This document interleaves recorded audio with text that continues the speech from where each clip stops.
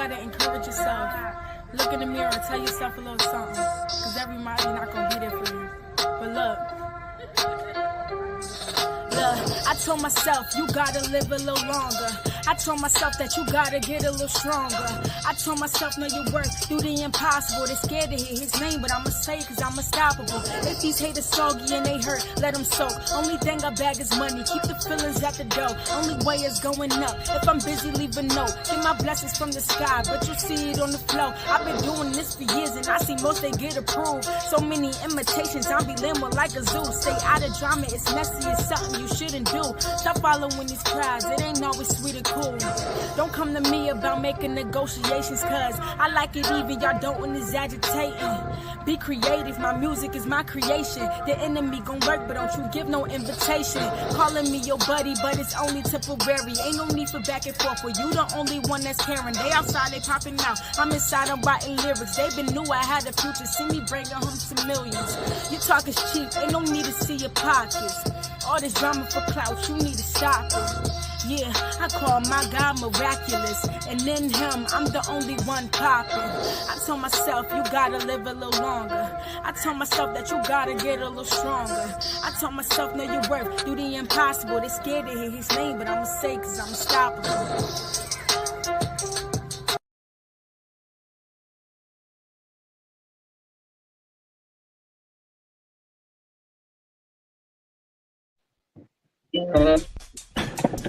What's going on, everybody?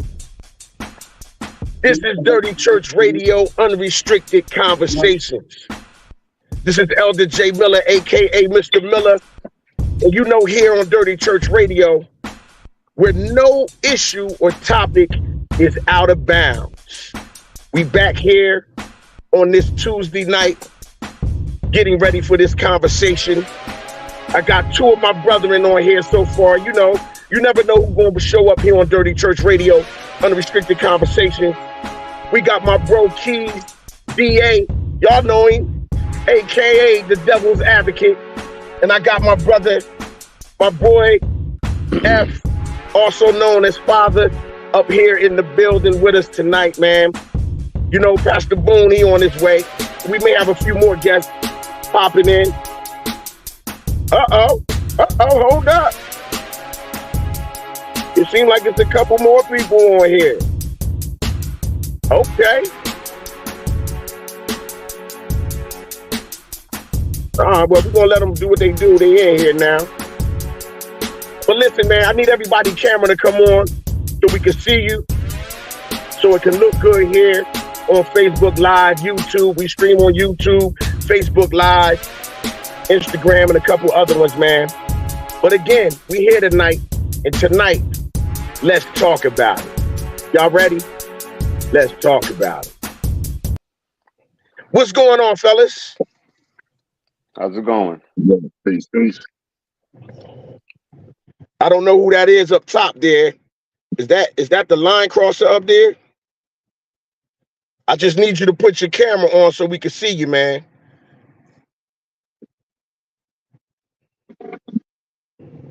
Whoever that is, or I'm gonna have to delete it. Put your camera on. Well, listen, man. How's everybody doing today, man? No. Well, that's good. Whoever that is up in the right-hand corner, I see you up there. For some reason, I'm not seeing your name, but I need you to, you know, put your camera on, or I'm gonna have to take you out of here. Hold up. Yeah, you saying you here. Put your camera on. If that's you. Well, anyway, man, listen, tonight, you know, for the last week or so, we were supposed to be doing the episode of, you know, or the Aliens Among Us part 2, which we will get to. But tonight, man, I would just, you know, it's a lot of things that's happening in the world. And sometimes, man, you know, we just want to come on here and just talk, whatever. So there's not the topic tonight is let's just talk about it. So whatever that is just going to be what it is. So tonight, you know, we're coming on here, whatever's on our mind, things we want to say, things we even want to vent, want to get off your chest, want to let loose some of the pressure. Maybe something's annoying you. Maybe something's bothering you. Whatever it is, here on Dirty Church Radio, Unrestricted Conversations, you know, we can handle it on here. So listen, man. First, I just want to give a shout out, man, to all my family, my friends, loved ones, everybody out there, man. Shout out city of Trenton and abroad, man, everywhere else, man. All my church fam, all my fam, you know, just everything, everybody out there, man. I pray blessings, love to you all, man, that this be a blessed year. Go get it, go after your dreams. If you put it on the shelf, get it off the shelf and make it happen. Don't let this be a year of procrastination. Let's do it. Pick it up and make it happen. Even if it scares you to do it, still do it anyway. Don't let fear be your God and continue to make things happen. Make your dreams come true. So tonight, brothers, we on here on this line tonight, man. What's on your mind tonight, man? What's going through those intelligent minds and brains tonight here on Dirty Church Radio, Unrestricted Conversations? Talk to me. Tell me something good or tell me something bad. But whatever you do, tell me something. Well, do you hear echo? I hear echo. I hear an echo too. I don't know who that is that won't put their camera on. Hold up. Let me see this. Let me just check something here. All right. No, that's you, F. You got two phones connected, bro. You need to cut the other one off. Okay, hold on. Yeah, you got two phones connected. Okay. And just put your camera on the one right there. Okay, I'm looking to see where it's at. Yeah, that's you. Yeah, I got a phone call. Okay,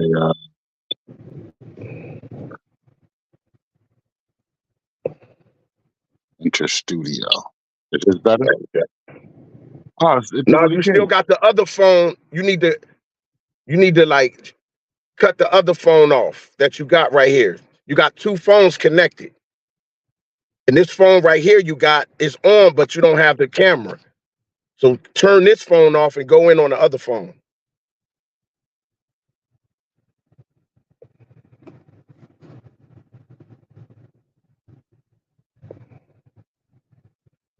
Or just call back in. All right. So Keys, what's going on, bro? Everything is good. How about yourself? Everything is good, man. I seen, we was talking the little post that I put on Facebook earlier. You know what I mean? I was waiting. I was like, yo, I know he's lurking. I know he's lurking somewhere, waiting to respond. So how did you feel about my response? Well, I expected your response. No, I'm quite sure you did because you said I expected your response. What did you think about it?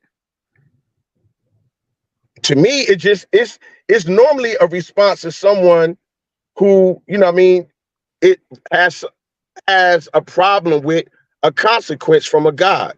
Not necessarily what the person, not about the person, just about the actual comment that was made. Well, I've heard you made that comment plenty of times. No, you never heard me make that comment. Make the comment again. I actually told you a story. What was the story? Say it again. Repeat it. We live now, so in real time. Repeat the story. I don't even remember what I said. I was talking about a little kid. Yeah, it was a little kid who actually said that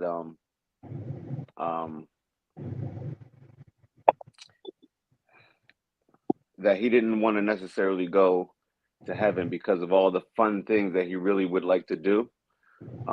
They were all sins anyway. So he said he would rather go to hell. And then he said that his aunt actually said that his parents, because his parents passed away, and his aunt said that his mom and dad is in hell. So he said he wanted to be where his family was anyway. Hey man, that's just how I feel about that in life. Everybody has choices. It ain't no gun to nobody head where you want to go or where you desire to go. But a lot of people, I feel as though some people, may create their own heaven or their own hell in their mind. You know what I mean? Some people's hell may be eating cookies and drinking milk. You know what I mean? Yeah, but we're not necessarily talking about that. We're actually talking about a physical place. So no, but you're saying a physical. You're saying a physical place where all the fun things like he likes doing. So one of his fun things can be eating cookies and milk. That could be a fun thing for him. yeah, So but it wouldn't whatever his necessarily fun be a thing sin, is, though. It wouldn't huh? necessarily be that wouldn't necessarily be a sin. Eating cookies No, wouldn't be a no. sin What for I'm him. saying, no. What I'm saying is, whatever his fun thing is, he including that in heaven, like whatever that is. So what are some of the fun things then? Name some of his things. Did he mention those in the Well, story? no, but I would ask more so like what are what kind of fun things do you think, if you could imagine, what kind of fun things do you think you would be doing in heaven? And this is for eternity, every single day, where there is no pain, no hurt, no drama, no anything. It's just all happy and singing praises to God. What do you think in your imagination you think fun would be in heaven? Like in my imagination, just Yes, in your in imagination. imagination, we're not no limit, just in my Yes, imagination. in your So I'm not imagination. saying this ain't saying that this is biblical and that this is from just in my imagination, right? Yeah, it's yours. Okay, in my imagination, what would be fun for me? I'm gonna go to my childhood since you mentioned the kid. The ability to fly, the ability to travel and see beyond the galaxies and to be able to witness things that we can only imagine here and have the ability to go and explore the sun without being consumed by the heat, like being able to go into every planet and be able to to to breathe and don't have to worry about oxygen. Will I survive or not? Going into inside of a black hole, if they exist or if they don't exist, whatever, and being able to explore. What would be fun for me is to be able to see things that I never saw, like to go beyond, like to discover rather, and the other show we've been doing, are there aliens among us? To even explore, like if there are other life forces, or if there are other planets, other dimensions, what do they look like? Being able to see them, being able to understand them, getting answers. If when we get to heaven, if I could remember questions that I had in earth, to be able to go to heaven and ask God about questions that I'm in blind to now. Having the ability to um not be sick, you know what I mean, not seeing others sick, not seeing others die, not seeing it's so many things, man. Like the mind could go on, to be able to think something and it appears, to be able to create something, to be able to understand how the whole everything was created. What did it look like? Could you give me a flashback to the beginning of creation and give me a cinema vision of it? Let me put it up on the screen. Let me look and see how you did it, the details. I would even go back, because we say God has no beginning, but like if there was a beginning, how did that start with God? Like what was God doing before earth existed, before he said let there be man? Like what did it look like beyond my imagination, even before man breathed his first breath in the earth? What was the world like? You know what I mean? Like what was earth like? Take me back to the first day of creation and let me see what that physically looked like, and let me see how you put the building blocks on it to make it become what it is today. It's millions of things that I would really want to get an So, like, understanding to. would you be cool? I have two questions, but one of them is, would you be cool with like an angel giving you a tour instead of God giving you one? Like one of the Me, lower angels, like you know well, what I'm well, saying, like Rick.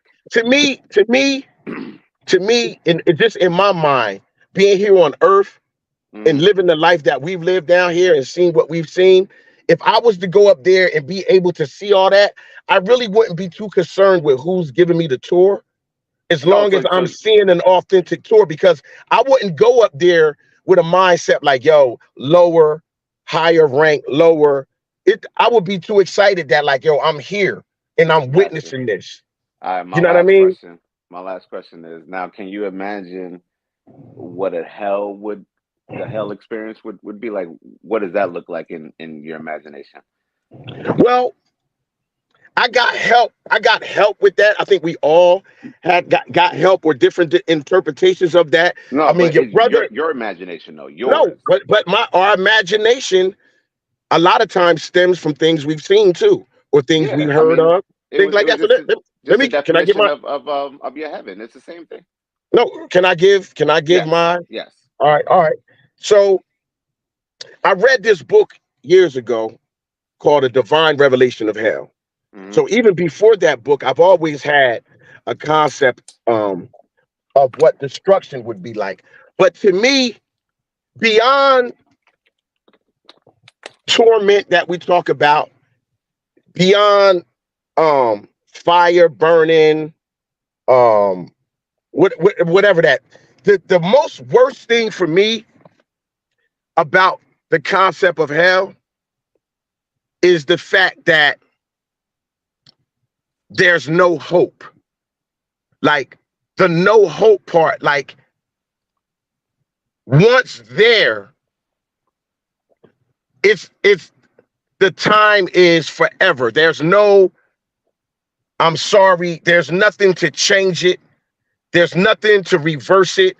Knowing that regardless of how much you cry or how much torment you're being witnessed or how you're being tormented, if it's your thoughts, your memory, or whatever, knowing that all hope is gone and that you made your bed and now this is where you have to lie at. That's the worst. That's the worst concept of hell for me. No hope. So so you're Now, the difference between the two is heaven is more of a physical thing you're experiencing, like you're going places, you're seeing things, you're witnessing, you know what I'm saying, certain events that has happened previous. And hell is more of a mindset, so you're like stuck somewhere, stuck in the thought that No, it's no, like no, no, no, no. It's a physical place. It's a physical place too, because when you read about the rich man and Lazarus, it gives you a concept of what it is. One is yeah, no, suffering, no, no, I know, and one I was is just asking you more so, just oh like you, like just your no, no, imagination no, of it. no. What I'm saying is like this. I know that I told you from the beginning. I said my thought of it is upon all the torment or whatever like that, and the worst part of it is no hope. This doesn't end. Hmm. There's no getting out of this. Just like in heaven, when we go to heaven, that's a forever thing. That's a that it doesn't end. So both at the end of the day, whether you go to hell or whether you go to heaven, everybody lives forever. So whether you're living in torment or you're living in righteousness and bliss, everybody is going to still be alive, feeling what they're feeling, whatever that is. Okay, I just wanted to know the difference in your well, perspective, like your you know, imagination on too. I also believe everyone after. So basically, what you're saying, Jay. I've been living, and thinking about things the same way. Like, you know, uh, and from what I believe, there is no such thing as death. Because you can't destroy energy. You know what I'm saying? You can alter its appearance, but you can't destroy it. You know what I'm saying? So, because y'all as being Christians, y'all believe in one way. Me being just, a conscious individual, I believe in African spirituality. But what you just said is basically the same thing. I don't believe that there's actually a place that's in the middle of the earth that everybody is, what I'm saying, that everybody, for those that do wrong or live the wrong life, that they're going to go to this place of torment and things like that. You know, I don't believe in hell as far as, you know, oh, it's fire and brimstone and things like that. You know, as a matter of fact, when you actually research hell, it actually explains to you that, you know, that hell is here on earth. Hell is on earth. That is actually here, you know, but it's what, when you look it up, is whatever the white man touches under his rule. Yeah, I'm not being no, I'm not prejudging, not like that when I say white people, but it's actually in the book if you look it up.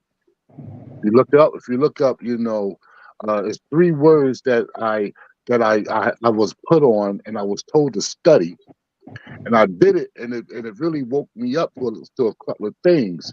Those three words were hell, Hellenism, and Hellenistic. You know, because when you look up these words, it really does explain a lot. Because Hellenism, if you tell somebody, "Oh, this is hell, we're in hell on earth," right? Well, intellectuals say, "Prove it. Prove this is hell on earth." But and then when you finish reading the definition, it tells you anything that the white man rules is hell. That's hell on earth, if as long as it's under their rule. And then the word Hellenistic, that's the most interesting word to me, because that is the birth record of hell. And it tells you, if you look it up, that that the Hellenistic period began with the conquering of a cable land. You know, that's I don't like to say Egypt, because that's not the name. You know, but a cable land, they said, when Alexander conquered, and it's even in the Bible. You know, it's even in Maccabees, the beginning of Maccabees. It actually tells you that Alexander, the son of Philip the Macedonian, it tells you, so that tells you that when that Alexander's father, when he went, that he died along the way, along the passage to Africa, so he can conquer Africa, that he died along the way. His military powers got handed down to his son Alexander, and they came as, you know, telling the Africans that they wanted to learn. And in the middle of the night, they slayed the Africans and took over. So I have a question for you. I apologize. I have a question. So basically, you don't believe in a physical heaven or hell, and you don't necessarily consider death to be part of it, because you say energy can't be destroyed. So you're basically saying we don't die. Our energy transfers.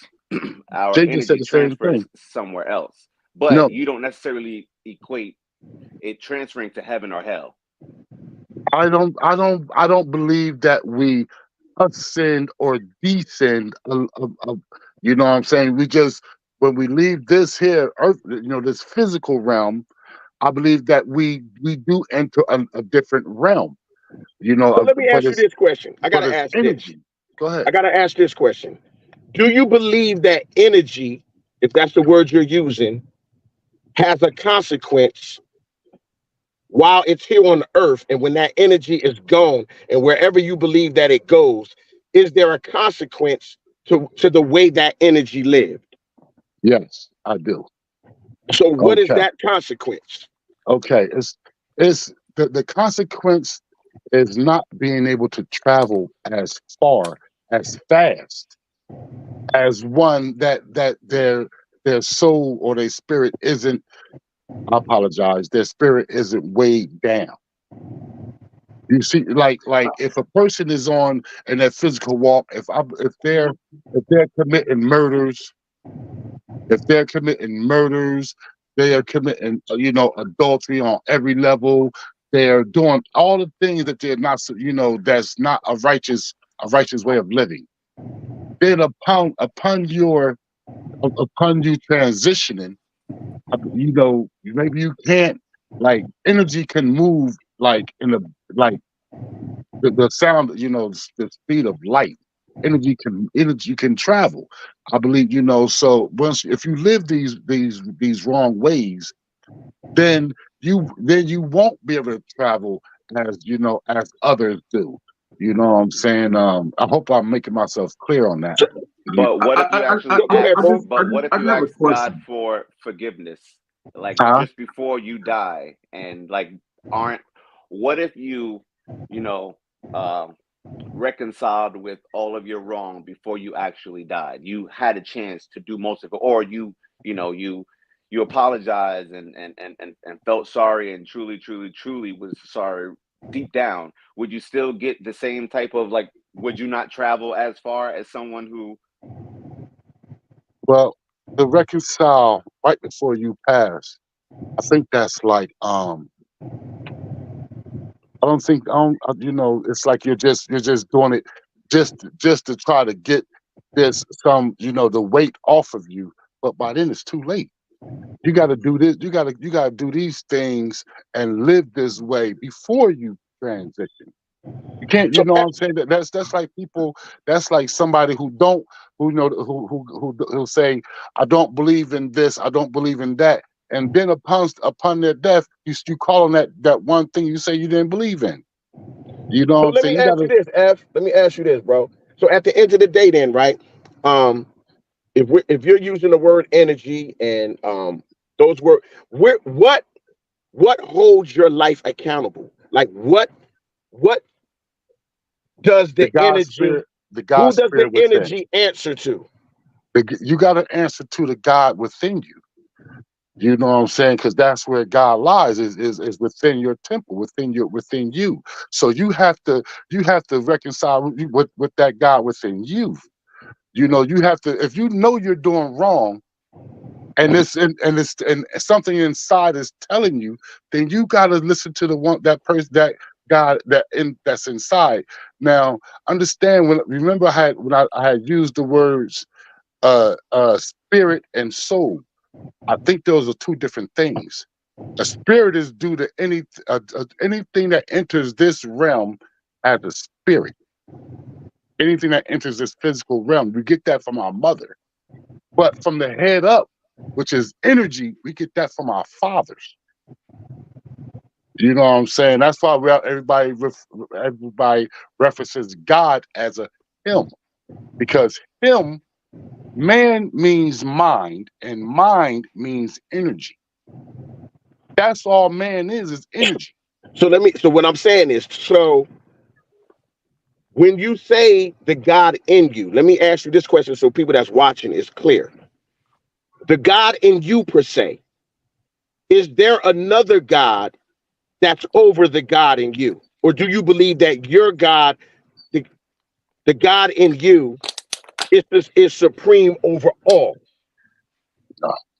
The God in me is the God that's supreme over all, though. It's the No, same thing. no, what I'm saying though, what I'm saying is, There is a God higher than me. all Yes, right, there is a God so higher than me. We're Africans, so this is how we all think the same way. We just have it's just somewhere along the way. You just think a different. We all what's his believe. name then, F? I mean, I'm just saying, if there's a God, what do you call that God? To me, that God will have many names. It depends on where you're from and how you were raised. No, I'm talking about for you. For What's his me, name? Yeah, what's his name? The it's one that's without a above you. it's without a name. You wouldn't. It wouldn't even have a name that you could speak in English. It wouldn't have it. It wouldn't. It would be. It would be. Okay. Let me give a good example. You'll hear some people say Jehovah, but you'll have some studies that'll tell you that his name, it was a sound. Jah. It was a sound. It wasn't a name. It was a sound. So let's just So say a frequency then. here you go. Okay. All It right. was a freak. It was a freak. Yes, exact. Because like I said, it wasn't a name. When they say Jehovah, it wasn't that. That's something that came many years after. Jah. Do you more so believe in the ancestors as a collective, or do you believe in one ultimate living true being God that created everything, or do you more so believe in like the ancestors? I believe when I say my ancestors, I'm talking about, I was, some people say the ancestors like everybody is in their lineage. No, everybody has their own. Mm-hmm. Like I was like I truly believe my son, like I can tell you stories, okay. Well, my youngest brother, one of my younger brothers, he had got hit by a stray bullet in 2014, and my son was 3 years old. My son was not raised in the church. I did not force nothing on my son. Okay. Well, matter of fact, that's not correct. I took him to church a few times, me and his mother. But when my little brother was taken, okay, my son, he came to me, and he was and he said to me, yeah, climbed out on the roof, and the next door neighbor seen him. But the next door neighbor, it was real odd, because she said, when I got home, she said, Eddie, I don't know what made me look up, but something made me look up, and I seen your son on the roof of the house. Now, when I asked my son why was he on the roof, he said that he wanted the toy that he seen outside the roof from my window, my bedroom window.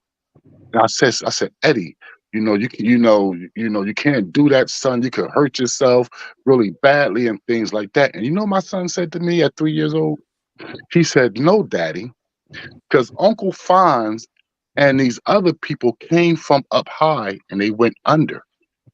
He literally said that. And I'm sitting up there like, where would he get that from?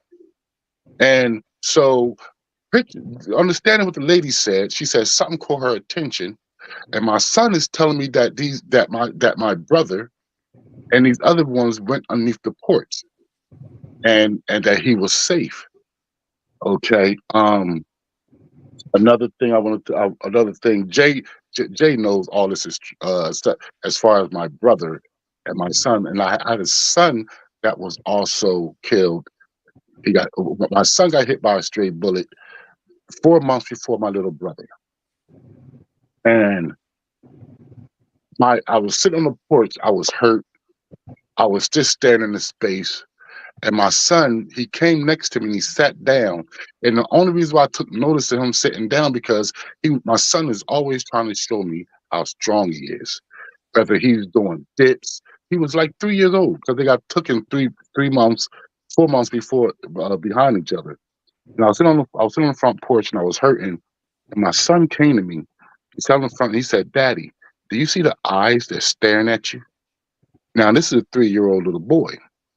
So I look at him, and I was like, I tell him like Eddie, Daddy can't see what you can see. Okay.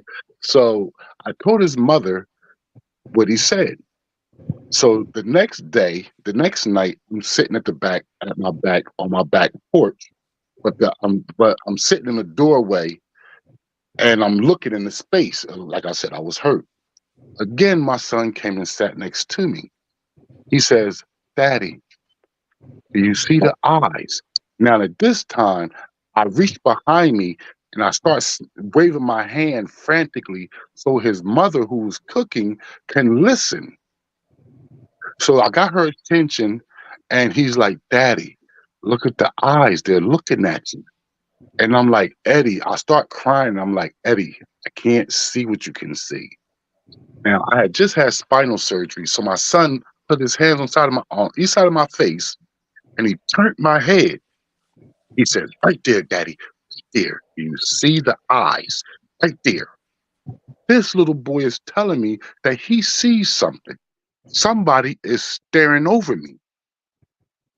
Now, this is a 3-year-old little boy. 3. He had just turned 3. Do you tell this little boy he's lying, or do you listen? Because we can't see a lot of things for the negative eye, especially once we have committed certain acts and we've been deluded.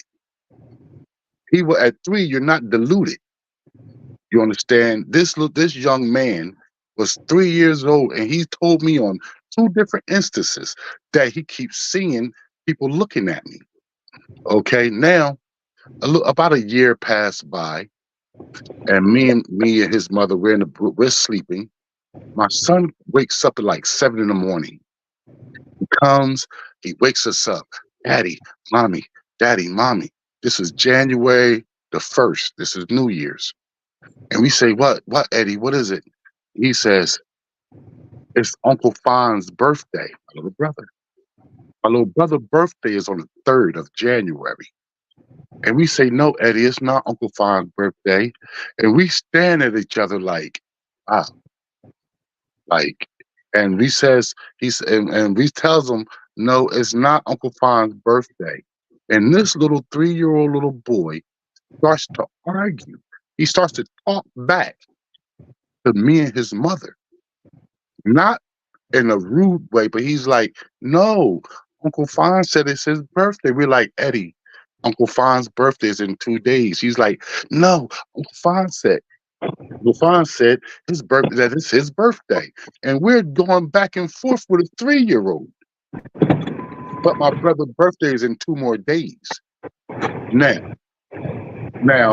I have to ask myself, with everything I think I know, I had to ask myself, is this like, seeing as this little boy wasn't taught this, we didn't tell my son my brother's birthday was in 2 days. We didn't tell him that, but he came and he woke us up. And he told us that my little brother told him it was his birthday. So, do I believe in the ancestors? Yes, because this young man, he keeps telling me that he sees them. He keeps telling me he came out of nowhere and said it was my brother's birthday when it was 2 days away. So how do you explain that? How do you explain it? You can't. Like I said, we've been deluded. When we told our first lie, we deluded ourselves. When we fabricated whatever, when we first had unmarital sex, whatever, we deluded ourselves. You know what I'm saying? So here's a little boy that wasn't deluded, telling me things that I would have never like really. So did this help shape my thinking as far as there are ancestors that watch over us? I believe yes, I believe that, because this little boy, it was like he gave it to me, and I didn't, and I accepted it for what it was. You know what I'm saying? So the ancestors, yes, I do. I ask, but not, we don't praise our ancestors like God. No, we ask the ancestors to bless our past, to watch over us, and and I believe it happens. Many a times, I know all of y'all, everybody in here has at least heard the voice that said, "Go left," and without thinking, you just did it. Are your ancestors more like angels, more so?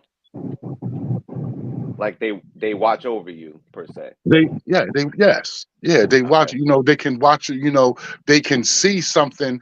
Like I said, you ever like you going to work, right? You always go 3 blocks down, you make a right, you go 3 blocks down again, and you make another right. And that's you always do this. But one particular day, something says, no, keep going straight. And all of a sudden something good happens. Or you find out later on that day that the way you usually take, there's a horrible accident that claimed the life of someone else. That's like, some people say, it was the Almighty. Me, I would think that that it's my ancestors, because those are the ones that I asked for to please keep, harm away from me. Hey, yo, bro, let me ask you this question. I got to ask this right here. But Do you think that you choose the ancestors because it helps you deal with the trauma of the loss better?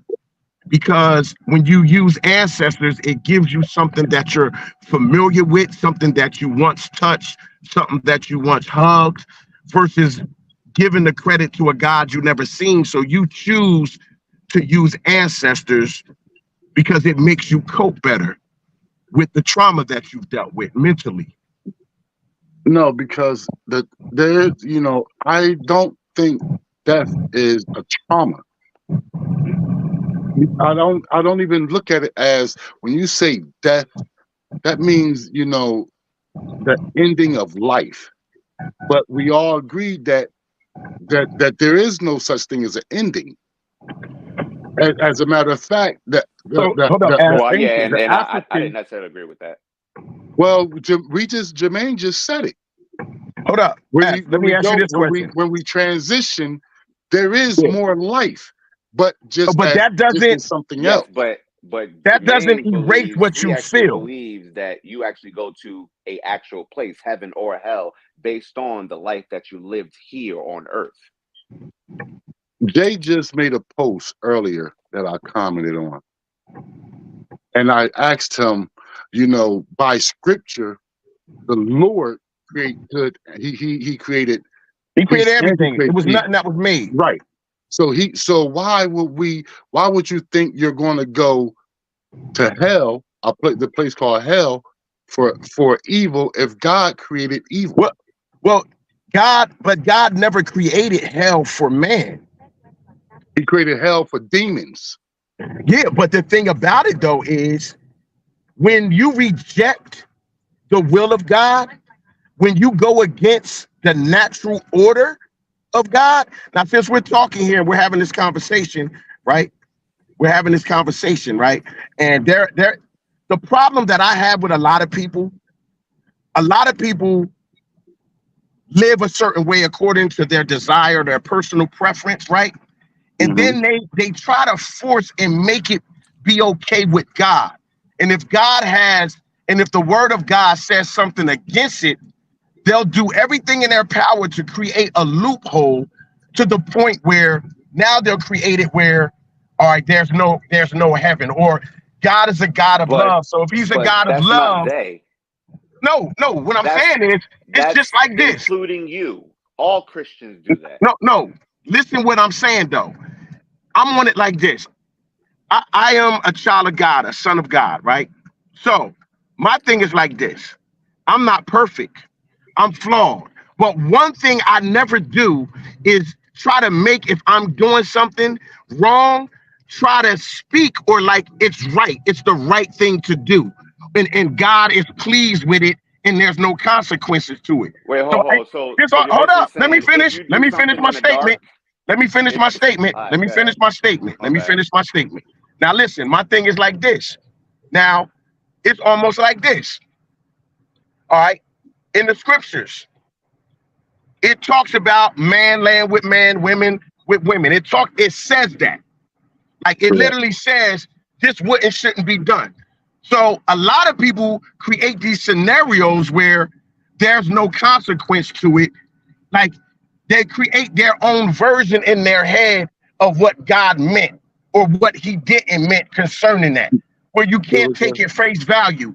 And when nature itself tells us things right in front of our face, if a man sleeps with a woman, you can be fruitful and have a baby. But a man with a man can't produce life. A woman with a woman can't produce life. There's no figuring that out. It's a fact. So my thing is, it's to go to though. But see, it's easy the fact to go to. But like I said, when it comes to you, how come we always say those Christians or those people? We all do it as individual people. There was one thing we believed at one point, and then we evolve with the actual religion that we're in. Because at one point, women couldn't do certain things. At one point, men couldn't live a certain way. We don't do that anymore because it's based on times and but based listen on to this. culture. It's different. It's different in the church, right? Where if say a church said a woman couldn't wear pants, right? A woman still has the option, like, to wear pants or take them off, right? But a woman cannot have a baby without the seed of a man. There's nothing she can do to make that happen. It's very easy to point to those big drastic things. No, because they are absolute. No. What you do is you go inside and you say, hey, what did I believe at one point that I don't believe anymore? That's what you do. You don't always just look outside and say, hey, this person's doing something wrong. And you judge them based on something that you would never, ever be a part of, probably. What I'm saying, this is what I'm saying, though. What I'm saying is like this.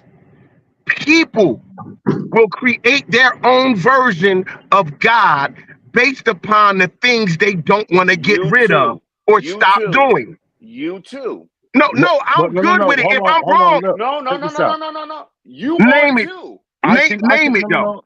Listen, right? I understand what the brother's saying because there's a new Bible out. There's a new Bible. Well, it ain't new. It's been out for a while. Well, Queen James Bible, right? No. I'm talking about the Bible for gays. For who? For the gays. The gays have their own Bible. That's the Queen James Bible. The Queen James, yes. Yeah. And they flip, but they flipped it and they to fit their lifestyle. Do you know right now if you have you can make your own version of the Bible. There are many versions of the Bible. There's a King James, there's a NIV, there's all types of, and you can make your own version right now if you actually wanted to do that. Right. You can do it. Right. Everybody can do it. Yes, and everybody does do it. Everyone does it.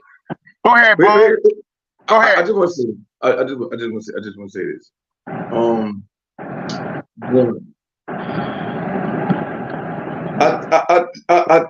I think a lot of times we make things deep and make things so profound, but it's very, very practical. And I say it for this regard as this. A young man asked me one time, I was working at a job work, he said, yo, Boone, tell me why I should believe there's a heaven or a hell. And I tried all these kind of profound remarks to kind of like sound profound, sound real smart, sound real intelligent. And he would say, nah, you got it wrong. So I come back again the next day and say, like, yo, tell me why I should believe there's heaven and hell. And I gave him one practical answer. I said, because there's a right and there's a wrong. And if there's a right and there's a wrong, there has to be a reward and it has to be a consequence. That's the law of the universe. There is no, it's an either or, either you this or you're that. Either you're, you just gave a definition of justice. Nah. You just gave a definition of justice. Hell was invented because of the invention of sin. There was no hell. There was no hell. Hell was invented by the Catholic Church. Hell, from the biblical standpoint. I ain't talking about how the Catholics now revise everything to fit their gay agenda. No. Hell, the original concept of hell was invented because of an offense. There was no hell until there was an offense. Sin is an offense to the law and order of God. So guess what? That's when hell came into invention. Because guess what? Satan had to have a consequence for rebellion. You rebel, and there's a consequence. Where did God throw Satan at for his consequence? Hell was reserved for a certain point. Where did God throw Satan at for his consequence? He threw Satan out of heaven first, but hell was reserved. No. I'm asking you a question. You said. Let him explain, and then he answer. Let him finish. Let me explain. Remember? Do you remember when the demons came and approached Jesus when he came off the boat and said, "Yo, son of man, why you come? Our time has not yet come yet." Demons know they have an expiration date. They know there's only but so much Christ can do at that moment because they knew their time wasn't then. They understand prophecy better than we do. They believe it more than we do. They believe God's word more than we do. I mean, that's the whole point I'm making to you. So with that being said, hell is reserved for a important time at judgment, which comes in what? After the second resurrection and revelation. Now hell and death and Satan get dealt with. Hell was never reserved for us, but hell became our reward because of our sin. When you rebel, there's a consequence. I'm giving you the point. If somebody killed your child in cold blood, do you want them? Do you know that? Wouldn't you feel as if they deserve justice? They deserve some level of punishment? Yeah, but yes or no? But you said, do we think yes or no? Justice? Justice is a reward of penalty. That is what hell is. Hell is justice. Hell is justice. Justice is also a reward or penalty for one's acts or deeds. So you're going to get justice. So even if you do righteous, you're still going to get justice. Now you're hitting on a point. Here's my point. Here's the reality is, God says, ain't none of us righteous. God says none of us are righteous. But see. Hold on, wait a minute, whoa. I gotta say something because I don't want to lose you on that. You know why? And for me I don't knock no one anymore, right? Because I seen my own brother and my own cousin. You know, like only time I have a problem with people with religion is when I know you're a hypocrite. If I know you're a hypocrite, I have a problem with you. But if I literally see you really try every day to move in the righteous way, I'm with you. We could talk all day. But if I see you being a hypocrite, you can't say nothing to me because your actions speak louder than your words. You can tell me anything all day and it can sound good, but if your actions and your life does not contradict, if they're contradicting one another, you can't say nothing to me. Jay has been my friend since we were in our single digits. And Jay is not perfect, but I seen my brother walk as righteous as he could. No smoking, no drinking, and Jay used to indulge a long time ago. He used to indulge, but when he got enlightened, when he took up Christianity and he said, "This is what I'm going to do. This is how I'm going to live my life." Then me and Jay, we go back and forth, but we can talk because I see how he's trying to live. I see that. Right. What's crazy is even though you and Jay grew up together and y'all probably love each other like brothers, possibly, he believes that you're going to hell if you don't believe or accept Jesus Christ as your personal savior. Okay, that's okay because that's what he believes. That's okay. I used to go back and forth with Jay about this, but I had to stop because like everything we think we know is right within this circle. What's outside of that circle is what we do not know. And guess what? It's a large, just the room I'm sitting in, there's a lot outside of this circle that I don't know. So guess what? I'll lend you my ear. I don't have to accept it. I'll take what you say into consideration. I don't have to accept it. It's all knowledge to me. It's all knowledge to me. You know what I'm saying? So that's how I live now. I'm not going to tell the next man they're wrong. But y'all did say something about the way you live and stuff like that and making things fit to you. And I want to remind y'all about the apostle What's the one that wrote half of the New Testament? I'm sorry, Paul, the Apostle Paul. He was one of the. He's a good example because he said everything that he teaches, he does the opposite because he likes it. He likes the life of sex and all these other things, and he literally said, he literally said that everything he caught everybody with guile, Guile, which means guile means to deceive.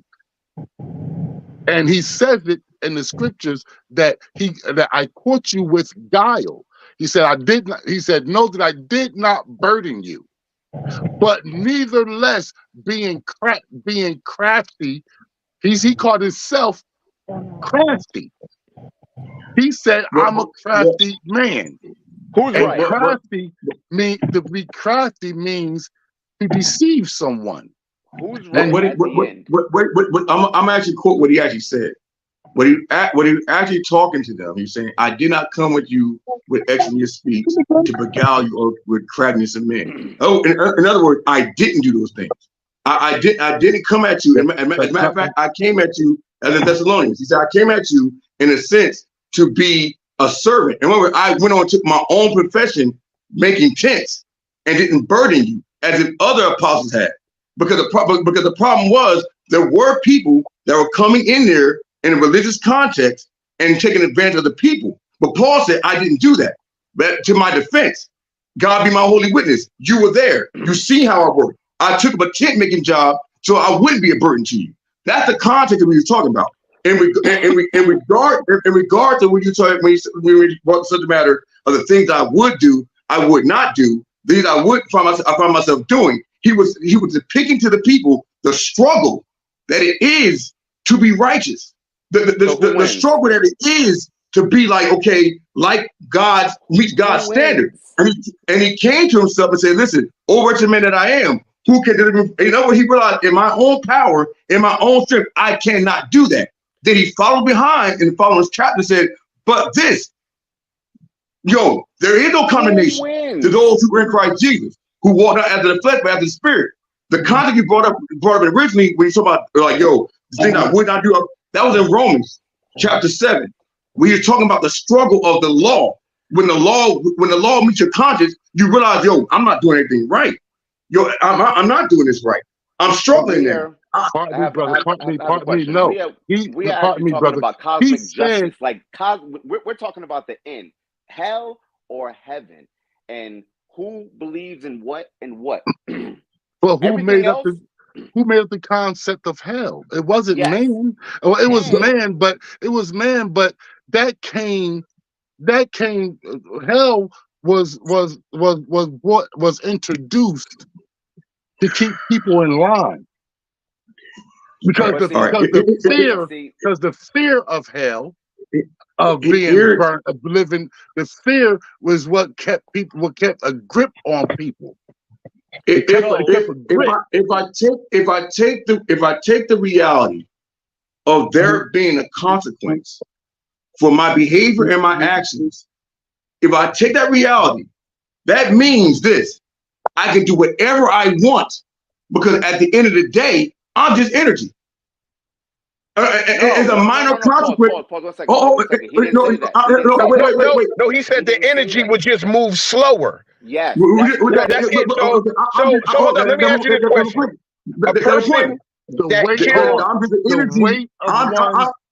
the weight of one's, as y'all would say, the weight of one's sins. Yes. The weight. Now, right.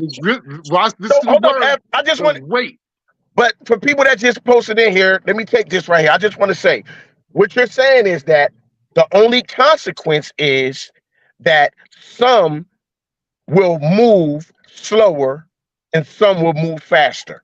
So it's just not only that, maybe one, because I believe that when we leave this physical walk, we're going to learn a lot of things that we question today.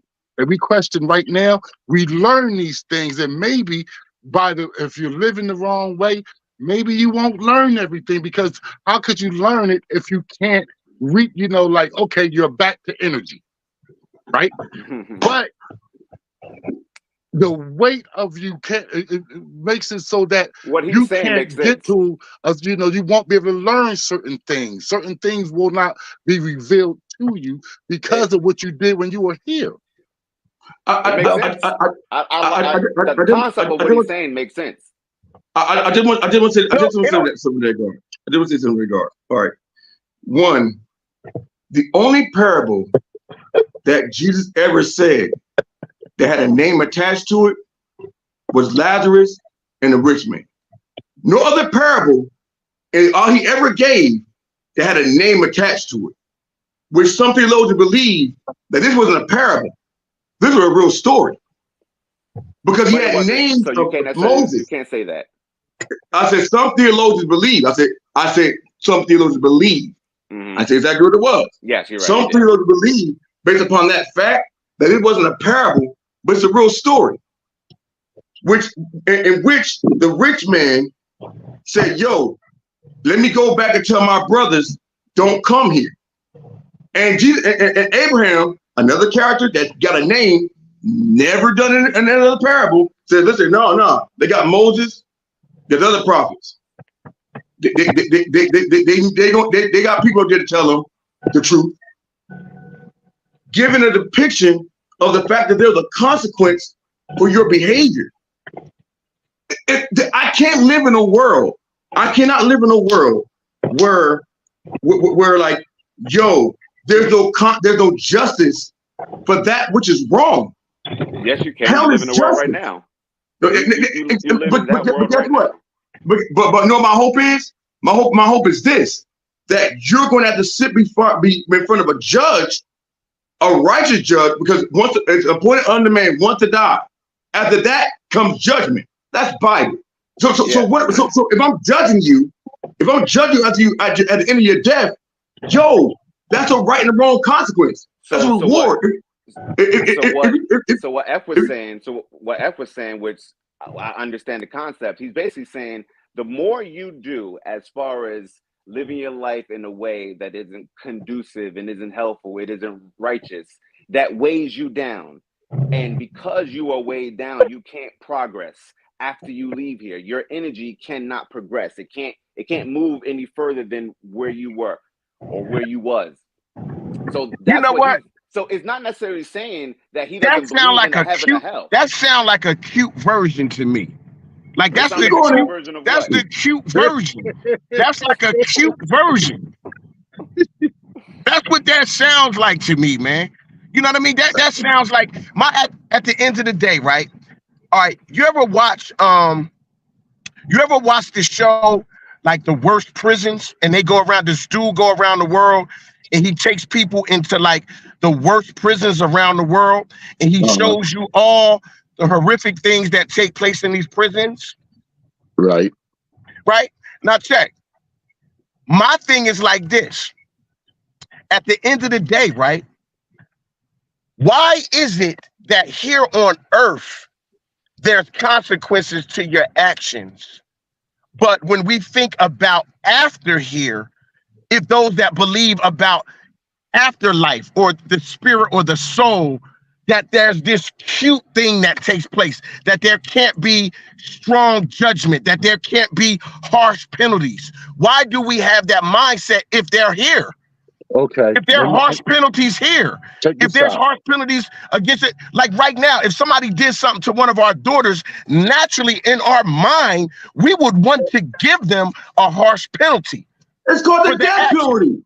It's called the death penalty. Lethal injection, electric chairs. Yo, if we as human beings had this idea of justice, how much more you think God, who is supreme, who transcendent of everything in earth, everywhere, yo, how his concept of justice is? And we're flawed. And we know to put somebody in the chair.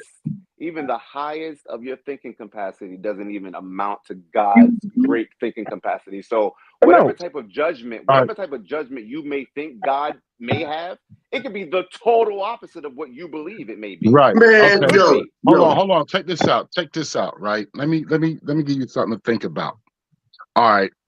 Now, let's say, for instance, Somebody going to hell. we Somebody here. going to hell. Listen. Now, let's say, for instance, right?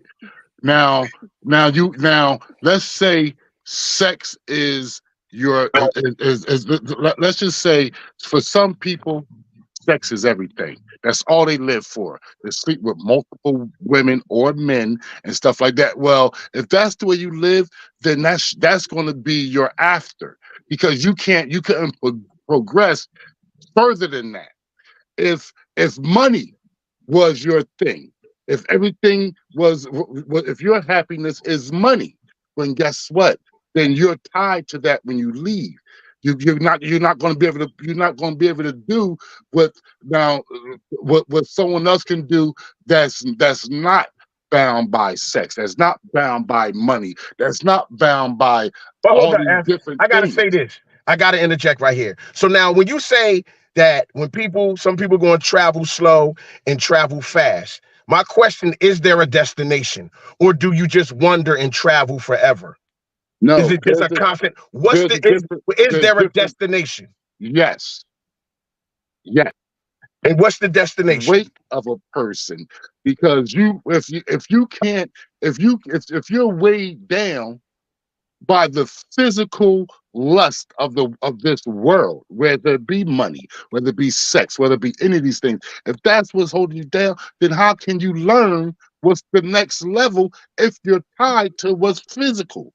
And not only that, what makes his less believable or more believable than what we as Christians believe? Okay, I'm asking a question. So the reward, according to your belief system, the reward is the elevation of knowledge. If I'm good and I die, then I'm able to move faster in the destination of knowing more. Defer to somebody who's a child molester, serial killer, where he's just way down, and his only consequence really is that he be dumb. That's his consequence. He be a dummy. Yes. No. Now, before you go any further, I just want to ask you this: are you judging his afterlife? No. I want to tell you. I want to tell you. I'm judging his afterlife. And the destination. I'm judging his afterlife. Like his destination is based upon information and knowledge. Because to me personally, and that's my bro and everything. Regardless, he believe what I believe. I believe that he's limiting his afterlife. Yes, I believe that he's limited. No, you're correct. You're limited because you can't. You're absolutely right. We're on the same level. You're limited. That's the weight. That's the weight. You're limited. No, but opposed to someone, opposed to somebody his heaven sounds better than yours right now, Jay. No, listen. The reason why his heaven sound better, because most likely everybody get to go.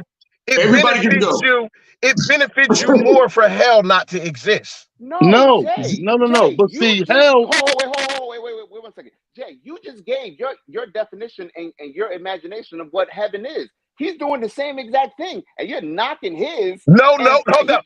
What did I? Can you hold up? Can you repeat what I said though? Do you remember my heaven? Yes, you were flying like Superman. You was traveling. You got knowledge. You wanted to know what the earth was like before. But hold up. Before you go there, it was imagination. I know. You asked for my imagination. That's what I said that's not getting conflicted for the word of God. No, that's just my imagination. Listen, listen, y'all. You're limited. Hold on, listen, Jay, listen. But this is the thing. I think you're right. We're just saying it differently. The way you said, and your heaven is you can fly. You're going to learn. I believe when we leave here, we're going to be given bodies. You're going to learn. Hold on, listen. Everything you want to learn, whether you want to know Did the dinosaurs actually exist? What was life back when Jesus? All of that you're going to learn as long as you don't have the weight that's going to stop you from going. I don't replace the Almighty. I don't place the Almighty, right, with an ancestor. Like I don't. No. You're not talking about that. He's talking about heaven. You're not supposed specifically to. About heaven. Yeah. No, but no. Hold up. What I'm saying is like this. First of all, he said it's an energy, right? So whatever you did right here will weigh you down. You won't benefit as much on the next level. Whatever. Like sin. But just the thing, but my heaven is different because the fact that you make it there. God, he give out the rewards as he sees fit. According to the word of God. No, according to the word. You're totally changing. I'm not changing it. Your heaven is. You told us. You asked the question. I sure no, did. But hold up. Yo, Keys. Hold up. Listen. Let's stay on topic because you asked. You asked the question. Imagine, I'm not saying that that's my heaven though. He's saying that no, I said, yo, Keys, now you word playing.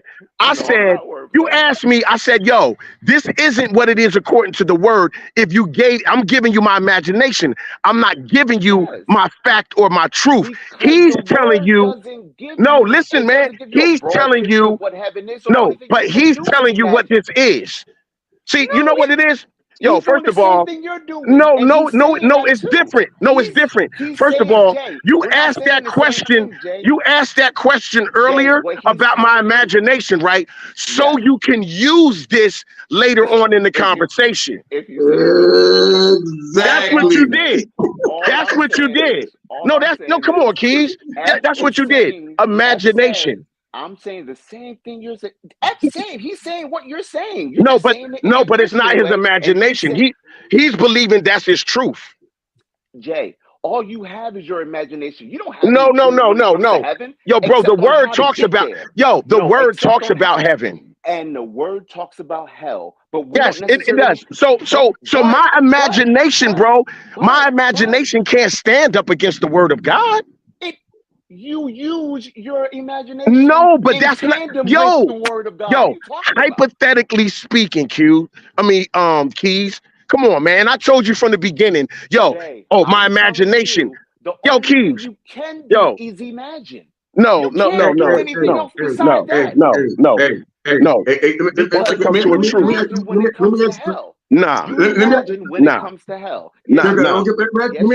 a question.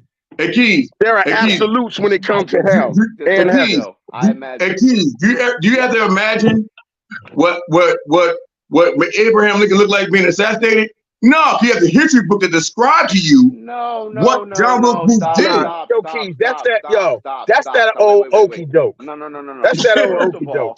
Get out of here with that okie doke. What happens with history is, the closer the history is, the easier it is to actually prove certain things. The further back the history it is, the harder it is to prove it. You can't compare Abraham with Jesus who lived 2,000 years ago. I'm gonna tell you though, right? I already knew earlier in the show when you asked that question about imagination, I knew what you were doing, bro. Because I didn't even know that. But imagine. In the beginning, I clearly stated to you. I said, imagination. It ain't like I'm going out preaching my imagination. Now, check this out. See, that's the difference, man. You can't play. You can't get that off. The only thing that you can do, you can't get that off. Tell the truth, and you told the truth about. No. First of all, imagine. Hold up. You cannot equal imagination with the exact truth, bro. Come on, man. The Bible clearly talks. Hold up. Listen to this. The Bible says, cast down imaginations in every high thought that goes against the knowledge of God. So my imagination cannot even stand in front of God. Well, then you just sinned then. No. Oh, you know what then? Put it this way. I sinned. If I sinned, that means I shouldn't have asked. Hold up. If I sinned, that means we shouldn't even have this conversation, and I shouldn't have answered your question. 100%. All right, then. So at the end of the day, then, right?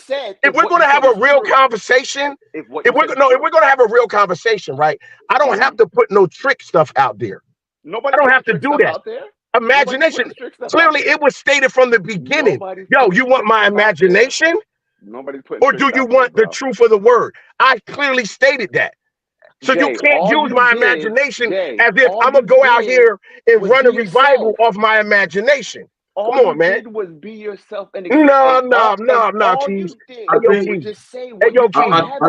Hey, yo, Keys. You already knocked yourself thinking Keys. Yo, Keys. Yo, Keys, I'm looking right at you, right? And everybody that's on here that's watching already know what you just tried to do, bro. Come on, man. Listen, I already see it. It is what it is. Listen, F said, you're saying the same exact thing he's saying. No. That's all it is. No. What I'm saying is like this.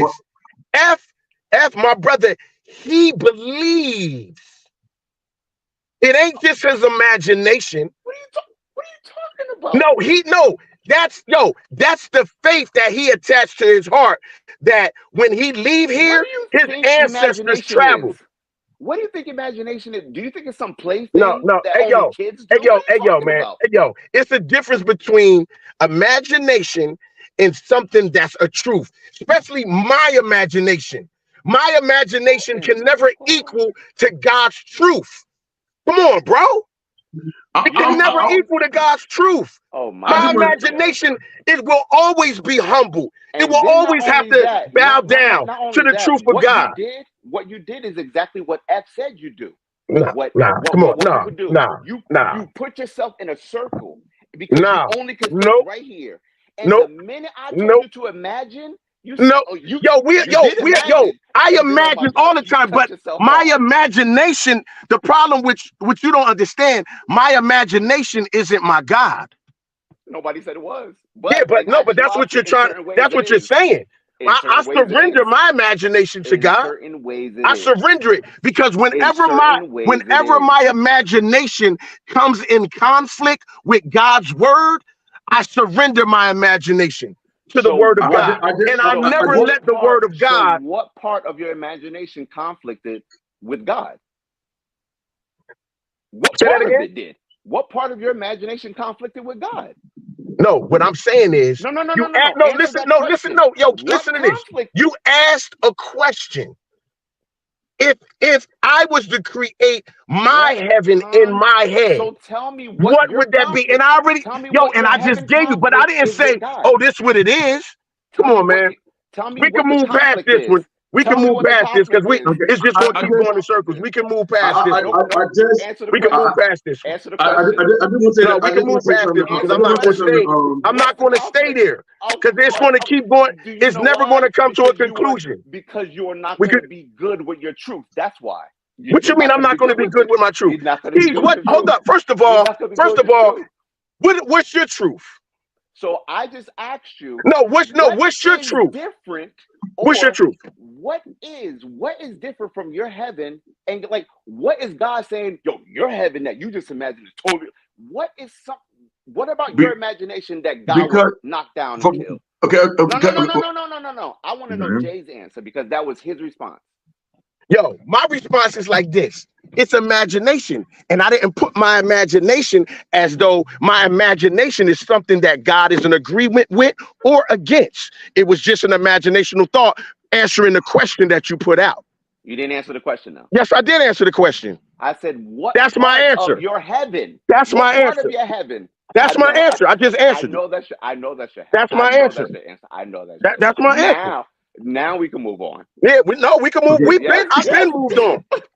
I've been moved on. Y'all mess, man. I don't want to do with y'all, man. Y'all mess, yo. I'm gonna rock with y'all. Y'all mess.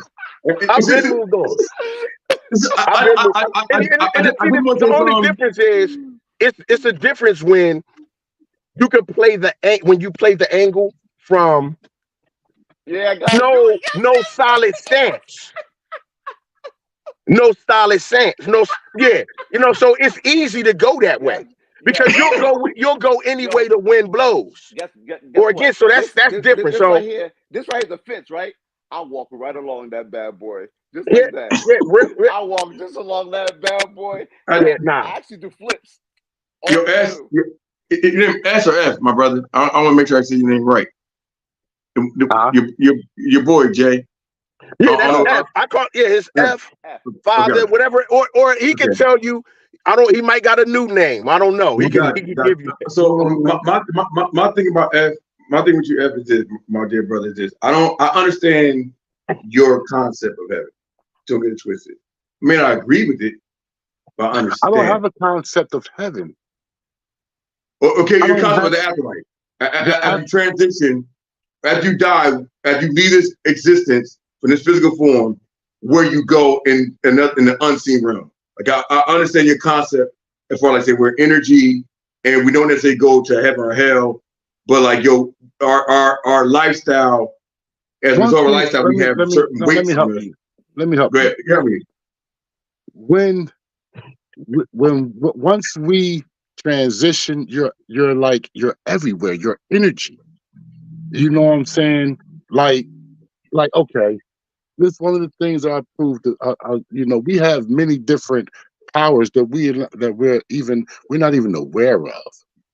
We have powers that because we can't use, or we've lost contact with so much of our brain. We've lost the usage of most of our brain. So, in losing that, we have lost the powers that we were born with. You understand? That's a fact. If we could use our full brains, we probably wouldn't even be able to have a use for words, physical words, because we could probably communicate through telepathy and stuff like, with our mind. So, we can sit here. That's why I said everything we know is depicted within this little circle, because we can't even use our full brains. We can't. If y'all could tell me we use our full brains, I'll sit here and listen to everything y'all got to say. But we don't. So what you're saying then, bro, is that closer to the womb, things we don't even understand, Jay. We can't even, by the use of not having our full brains, we can't even see.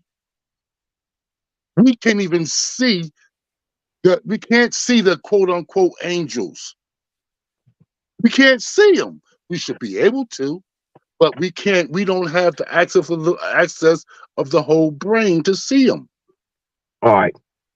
Why do you think that is, or why was it made to be that way? No, it wasn't made that way, because this is where the concept of the ancestors and stuff come from, because these are things that's handed down.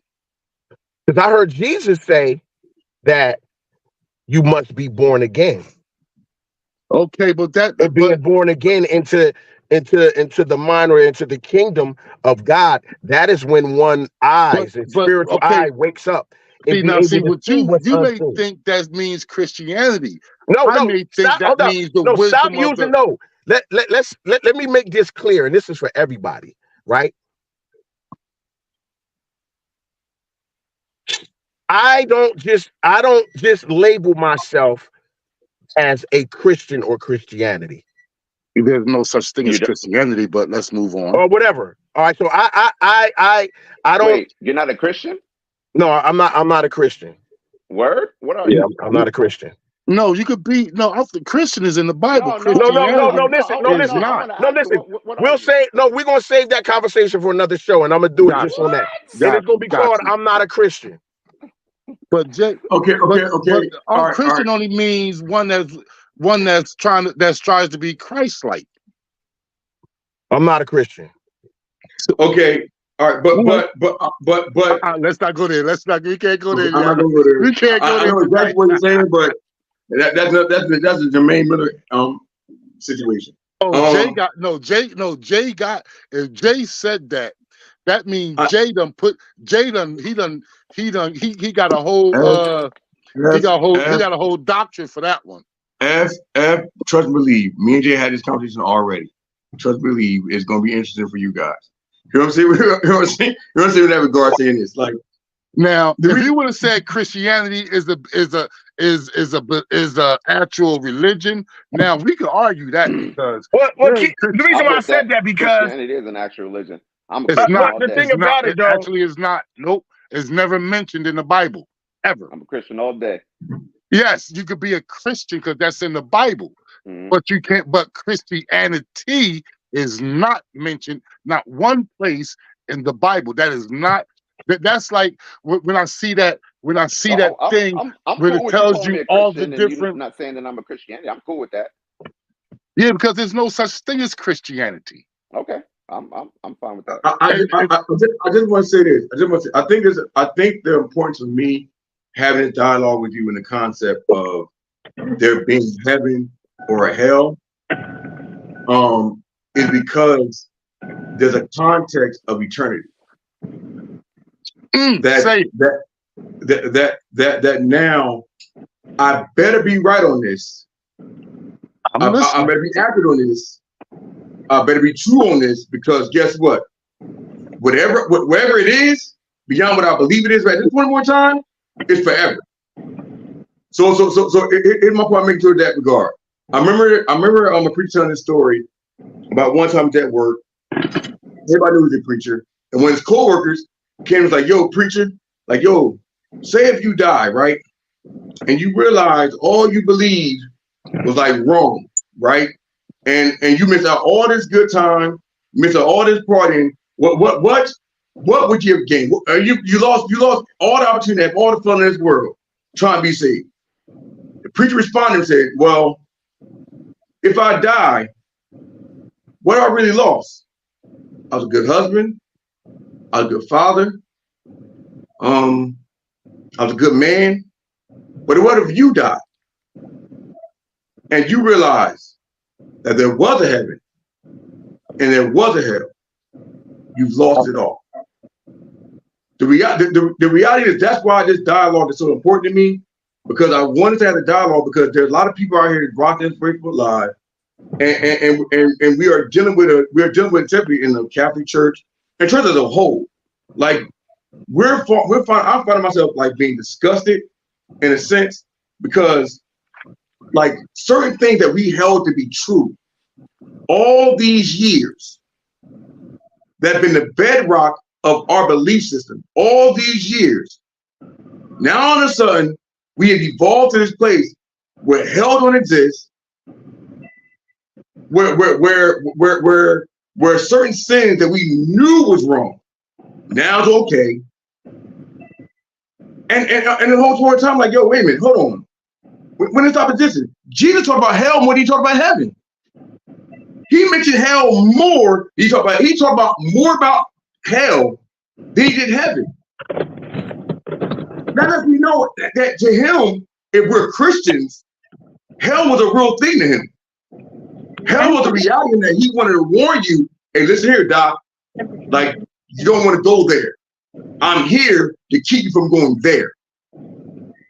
So with that being said, man, like I take it very seriously, because that's like heaven and hell is part of the bedrock of the Christian faith. To keep it 100 with you, and like, okay, now, and like, so what happens? I don't believe. Go ahead. So what happens when? Because when it comes down to the different things, when it comes down to, the teachings of Jesus and all of this stuff most of it came from the Roman Catholic Church. But what happens when the Roman Catholic bishops, what happens when they say that that they invented hell? Do you just look past that they just said that? The Roman Catholic Church did not come in formation as we know it until the Council of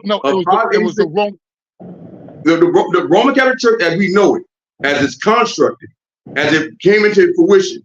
We started making a turn from about 586 AD at the Council of Ephesus. Want to know why? Because this is why. The Council of Ephesus they had a problem, because we had a lot of Greeks that were coming to the Christian faith and still want to worship the goddess of Diana. The goddess of Diana was a god of sensuality, fertility, and all that kind of stuff. They still want to worship them. So the biggest compromise was what they did. They sat here and they gave the deity attributes of Diana to Mary. No one prayed to Mary, Mother of God, until that point, because they had to keep the interest of the men and had not leave the church. The canon, as we know it, was established nearly 200 years before that point. Then that's when they start adding the Book of Maccabees, the Bell and the Dragon, all the other stuff, all the other books to the Bible that wasn't there when the original 66 books were canonized from about 381, 382, I believe.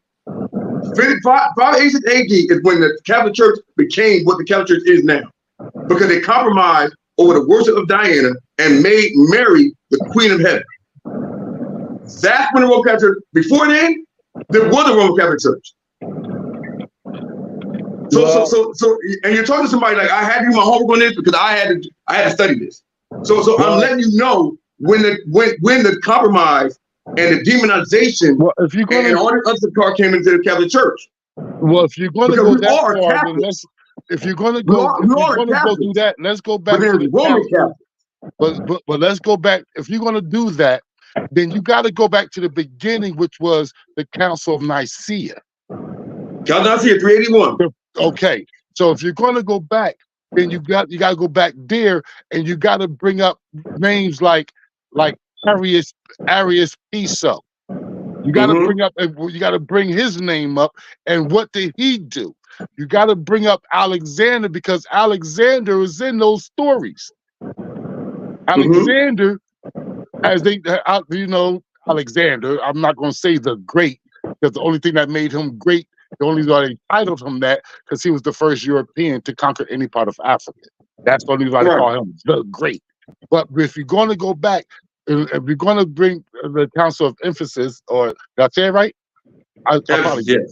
I did. Okay. If you're going to go back there, we got to go back to the Council of Nicaea, and we got to know what did they put in place during the Dark Ages. Because that's all that was. All of that was the Dark Ages that came. That once they came out of the Dark Ages, now this is what they done.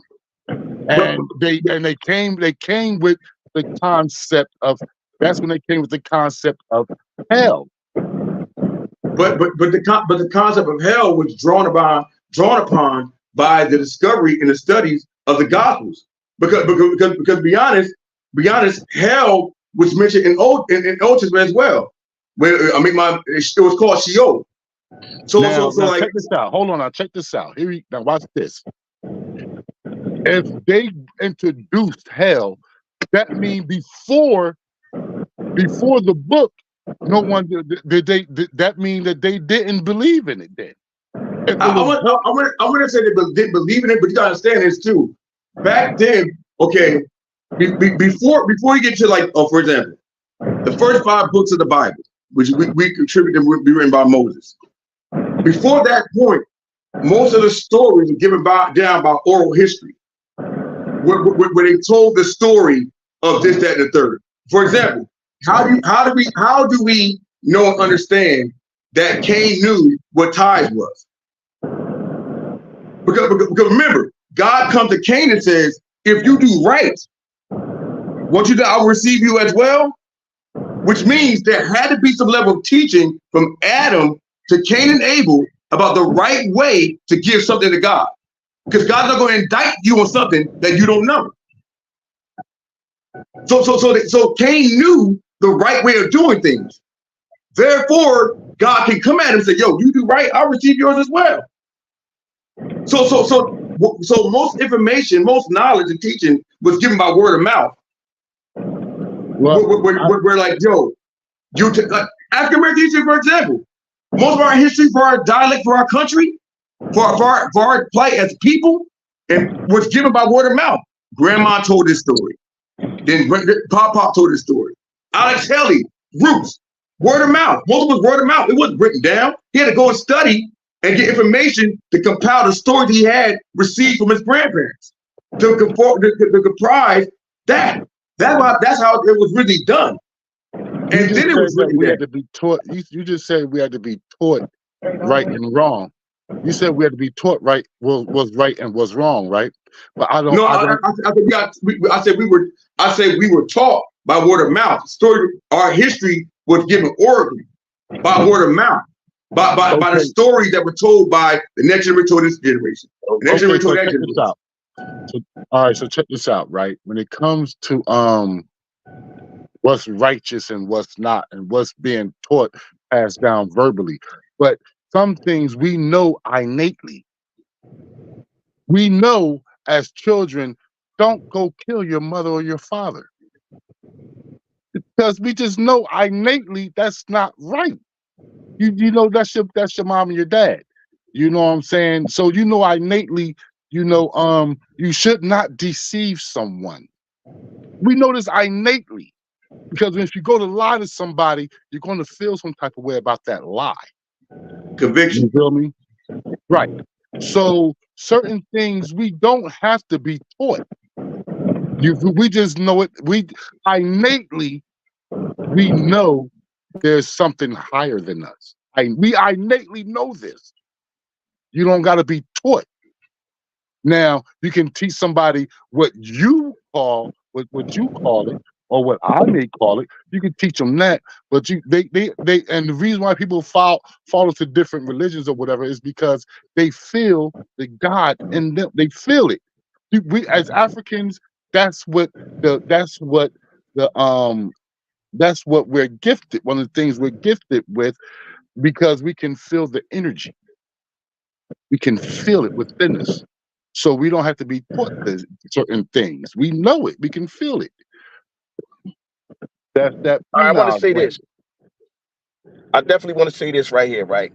First of all, this is one thing too, because we're gonna get ready to get off of here for the night. But I just want to say this: that from the beginning of time, God shows us that there's a consequence to creation when creation goes against what He has established or what was told to us.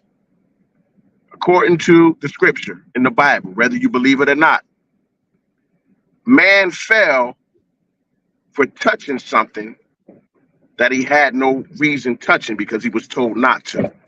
Which was You're what? a father and you're a father. You establish rules in your house. Right. And whenever those rules are broken that you established in your house, there are consequences that your children have to deal with, whether you chastise them physically or verbally, or give them some type of punishment or whatever, however that looks.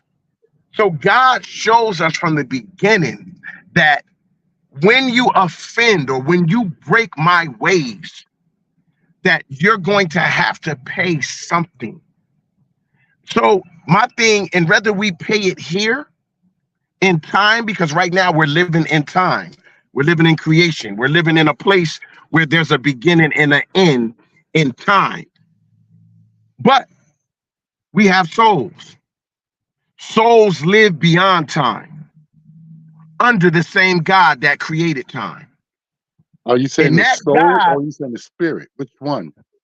No, our souls, the soul, the very thing that will deal with the consequences. The very thing that will deal with the consequences is the soul of man. So the soul of man. Okay, because I was taught that the soul is the seat of God. Let me finish my statement. I got you. Let me just finish my point. And I'm saying this because we live in a world right now where everybody is trying to create their own version of God based upon what they want to do and what they don't want to do. So I'll take this part of God, but I'm going to leave this out because I still want to do that. So you have people right now that still want to live in homosexuality, or people that still want to murder people, or people that want to be thieves and lie. So people will go the extra mile to create a Bible or a book that will cheer their behavior or their lifestyle on to make it feel like it's okay and God is okay with that. My problem is this. I've sinned plenty of times. I've done things that broke the law, the principles, and the statutes of God. But I never in my life tried to hold up any wrong thing that I did like a trophy and throw it in the face of God and make him feel or make others feel like the God that I serve is good with my actions when I know that I'm doing something that goes against his word, something that goes against his will and his way. And that's what's wrong with the world we live in right now. Everybody is trying to make God be okay with their lifestyle, the way they want to live it. So we're creating all of these different versions. Listen, there's physical Bibles, but I believe each one of us is a book. And we're writing, our life is being written down. And one thing, and I say this to anybody that's watching this right now, there is a God who created everything. And that God has given this world time and time after time to come to a place of repentance because this world has offended God. When you have a man who would let his children change their sexual organs because they said they were born a girl, and then they wake up and say, I'm a boy. And then parents parents cheer that behavior on. There's a lot of blood on all of our hands. And I'm telling you, whether people believe me or not, we all going to have to answer to God. Every knee is going to bow and every tongue is going to have to confess that he is Lord. And he is Lord of all, whether you want him to be or whether you don't want him to be. We know right from wrong. We know if we're home and we go in our mom's pocketbook and steal money from her, you know that's wrong. And in doing that, consequences going to come back to you. It might not come right away, but it's going to hit you some form or not. And I'm on here. All of us got bloody hands in some form or not because we've offended people. We've all done people wrong, and we've been done wrong. But the only one who is righteous, the only one is true, and the only one that is authentic is the God of all, man, the creator. Okay. And however you view that, however you look at that, however you interpret that, we are creation, and we will always be creation. In our way of thinking, in our heart posture, in our mind thoughts, however you want to look at, will never trump the mind of God. His wisdom, knowledge, and understanding will always be more powerful than anything we can come up with. But the problem is we're too busy trying to create loopholes to keep sinning to offend God, but to make everybody feel he's okay with it. So that's why we're on here with this show tonight. Let's talk about it. And here on Dirty Church Radio, where no issue or topic is out of bounds, we have the conversation. Doesn't matter what you believe. Doesn't matter your background. We're willing to talk about it. And guess what? None of us are all right about everything. We're all still learning. But one thing that I know to be true, that there is a God and he is real. And he expects us to live out the way that he created us. And I'm going to say this again. He created you to be a man, be a man. If he created you to be a woman, be a woman. But when you go in the opposite direction, I don't care what you say. It's not me judging, but there's a consequence to all of our actions. So the question is, and the statement will be, we all better choose wisely, because we're all going to have to pay the price at one time or another. Check this out. I know you said you got to go ahead and go, but check this out, because I was, taking note, and I have to ask you, when it comes down to it, let's say someone never, in some remote part of this world, may it be the Never seen God Amazon, and never heard his name. never, but they have a concept of God. You know what I'm saying? But this not the book. And they never, let's say they never seen anyone outside of their little corner of the world, whatever. They never seen nobody, never seen a book, never seen nobody outside their, their many the tribes in that area and everything like that. Are they do they suffer the same like F. My question is, my answer to that is this, because we talked about that before. My question to that is like this. When it comes to that, and I'm gonna say like this, is that we have to let God be God. We have to let God rule the way he's going to rule, judge the way he's going to judge, because he's the creator and he knows the heart posture of all man, whether you're on a remote island or living in the city or in Beverly Hills in a mansion. He knows all of our heart postures, because even on a remote island where people have never encountered civilization, there still are evil hearts. There are still wrong things being done. There is still, I don't care what it is. The Bible talks about we must be born again. So whoever God is going to give grace to, whoever he's going to let into his kingdom, will be based upon how he judges their heart. And that's my mind, that's my mindset on it. So I don't have to be God. I don't even have to have you or me or Pastor Boone or anybody really don't have to have an answer for that. But we do have to have an answer for us, our heart posture, how we live in this earth, how we treat people, how we put whatever level of respect that we're going to put on his name, how we move, the decisions that we make is important, because at the end of the day, I can only answer for me. I can't answer for my children. My children can't answer for me. It's a personal thing, because each one of us came out of the womb by ourselves. So we're held our own responsibility and our own accountability to the Most High. But my heart posture is this, bro, and this is real talk. I pray grace and mercy of God on us all.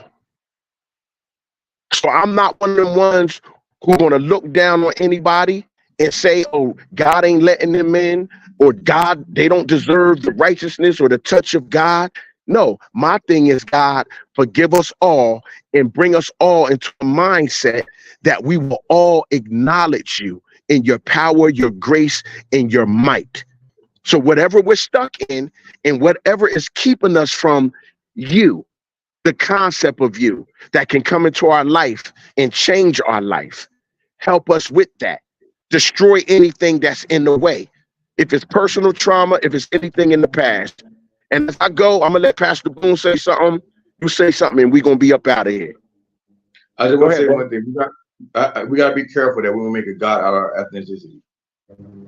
We got to be careful that we make a God out of where we come from. Because the reality is, all have sinned, inclusive.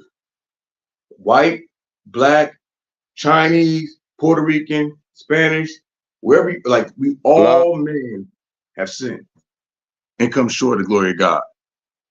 So with that being said, man, that's the reality of it, man. Like, yo, sin is universal, but so also is grace. So. Okay. Well, listen, man, tune in this coming week. We'll be back here on Dirty Church Radio, Unrestricted Conversations, man.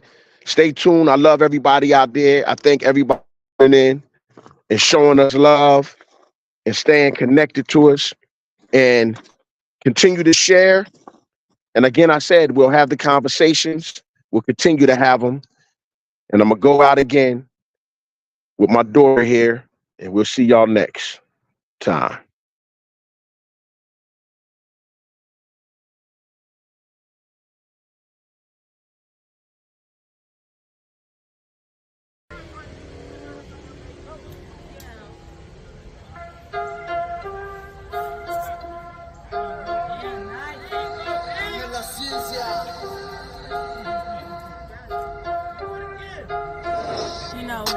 Sometimes you gotta encourage yourself.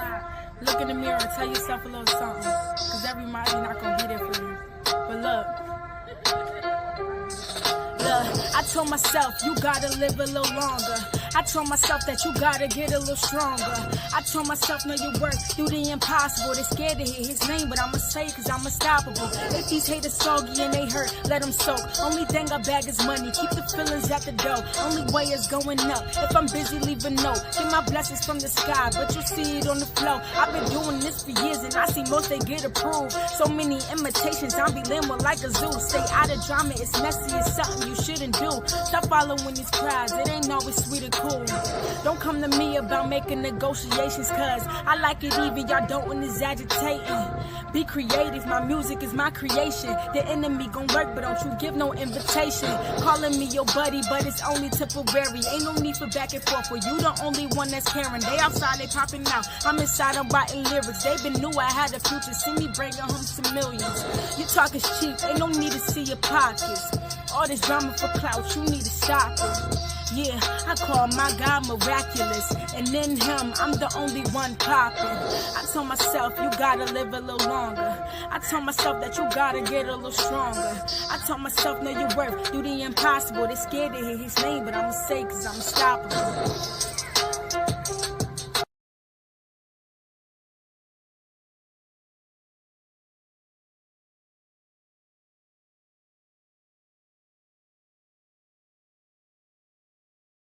It's Elder J. Miller, aka Mr. Miller, and this has been another episode of Dirty Church Radio Unrestricted Conversations.